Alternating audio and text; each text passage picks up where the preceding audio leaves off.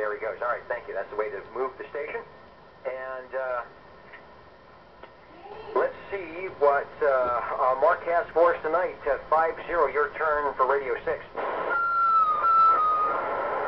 Yeah, I got Gold Mingo Mark III sideband, and it is supporting the non-amplified bone stock banana metal microphone. All right, that's our first Browning of the evening. And one of the big ones, or the big one, I should say, Browning Golden Eagle, the Mark III with the SSB. I guess they made a few of the Mark IIIs without it, but I think probably the majority of them around had the SSB on there, and some very nice Browning audio back you up.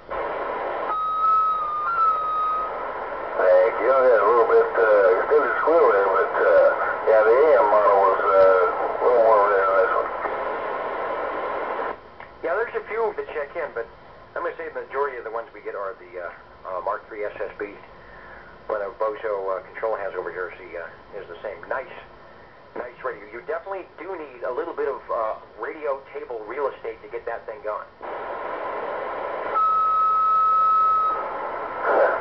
Yeah, I just had that changed, so it's a little bit long, but it's all right. All right. Well, that's part. Again, we talked about part of the fun as the operator is some of the modifications that you can do, and there's one of the radios making the ping. Whether you get rid of it together or short, long, small, you can change the tone, you can change the pitch. Kind of fun, kind of like your own signature, if you will, on the radio when it keys up. Radio number 6 to 903, 50s on his Browning Mark III, sounding good tonight. The O2 Radio Network, real radio is glowing in the dark. Your citizen band radio on a Saturday night, the way it sounded maybe in 1959 or 1965 or 1972. Listen with us as we enjoy what the old tube radio operators have to bring to the frequency tonight, OTR listening.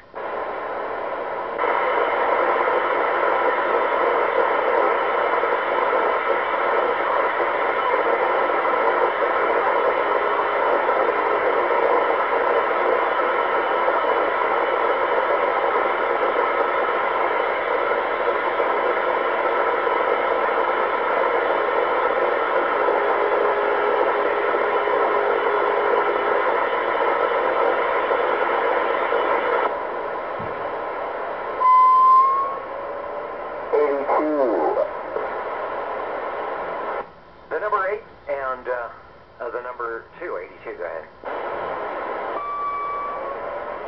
Yes, I would like to check in this here Browning S23 R27. All right, going back to the good old days, the early days, the early 60s, maybe even 1959. Hard to say, but this is vintage radio keying up here, radio number 7. And Ron is on his Browning S23 R27. A little smaller in size than the Mark III, physical size that is. In audio presence, every bit as loud. And let's see, on the R27, is that the S meter? I know some of the S meters had what I want to call a vertical swing, if you will, or a horizontal swing. Is that the meter that goes vertical? He's standing up and down meters. All right, doing a good job. What's the microphonium of choice on the Browning tonight? Well, on this one we are running a amplified one. Amplified D104. All right, got it sounding good. As you know, amplification goes a long way with the Browning, so you gotta keep them kind of turned down. But they're plate modulated, so they'll pretty much take anything you can give them. So we appreciate the fact that you're you're holding back. You're not blasting the doors out, but you're loud. 82. Mr. Bones on his Browning, the S23 R27 combination Sounding good. That's a lot of tubes. Give us another transmission on Radio 7. We'll be listening. Yeah, there is a lot of tubes glowing, that's for sure. I just hope it has a lot of swing there, like Monkey's uncle there.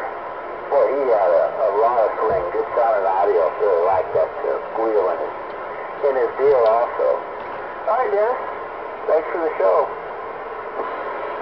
All right, I was just about to say the same thing to you and all our tube radio operators tonight. Thanks for the show. Without everyone's effort on keeping these tube radios glowing and hooked up and the antennas where they need to be, and remembering that Saturday night is the place to be on 27085, I don't think we'd have much of a show. So thanks, guys and gals, for your glow-in-the-dark radio. The old Tube Radio Network, we're listening for any and all check-ins.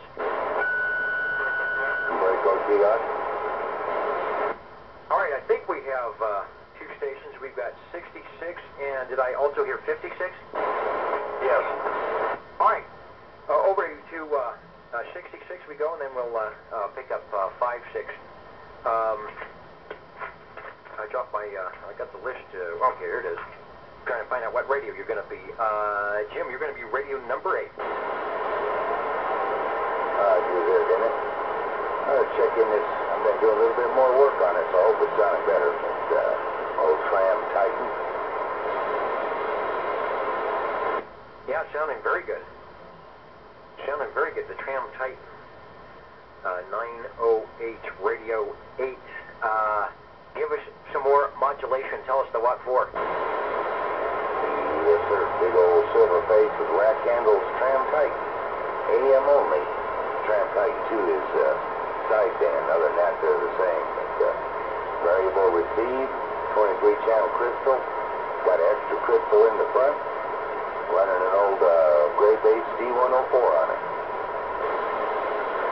All right, very, very smooth sounding audio. I would not have guessed. I wouldn't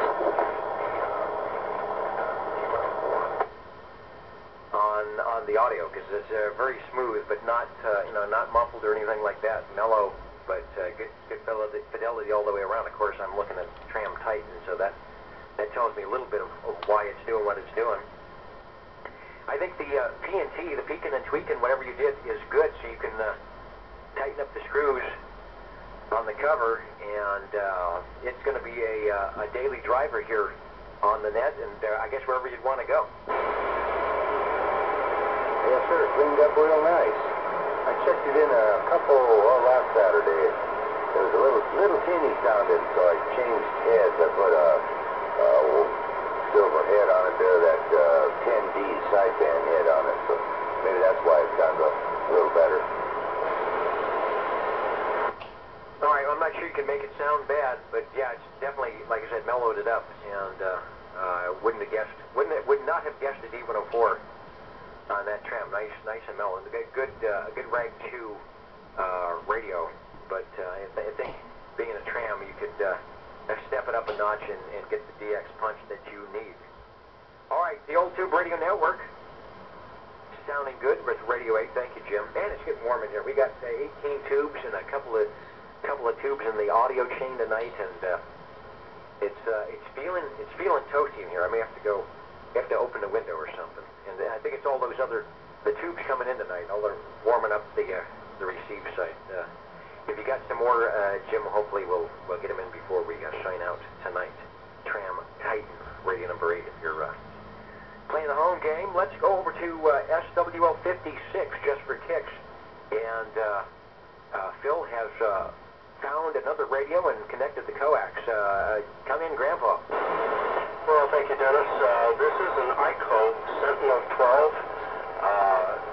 I'm using an amplified D104 Silver Type Eagle. Okay. Yeah, I think I heard the classic snap. Could this possibly be? Yes. All right. Well, I'm going to say if we can hear the relays over here, I bet they're making a nice clacky sound when you key that thing up. Well, it does. The radio is you can either tune it crystal or tune it with the tuning dial, VFO style.